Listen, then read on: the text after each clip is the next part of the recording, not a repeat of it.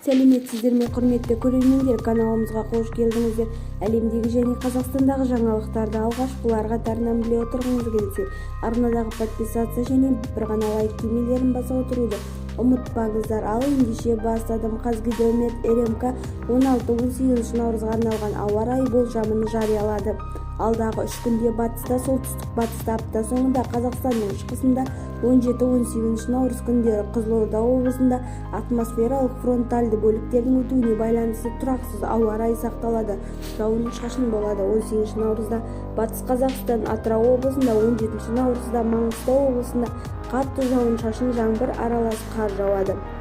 16-17 наурызда Түркістан облысында, 17-18 наурызда еліміздің солтүстік, оңтүстік, шығыс және орталық облыстарында, 18 наурызда шығыс Қазақстанда жауын-шашынсыз ауа райы сақталады. Республиканың барлық аумағында жел күшейеді. Тұман, көктайғақ, солтүстікте, шығыста және орталықта жаяу бұрқасын соғады. Республиканың оңтүстік жартысында ауа температурасы біртіндеп 8-20 градусқа, солтүстік жартысында 0-8 градусқа дейін көтеріледі. Бізді тамашалауды жалғастырыңыздар. Сау саламатта болыңыз.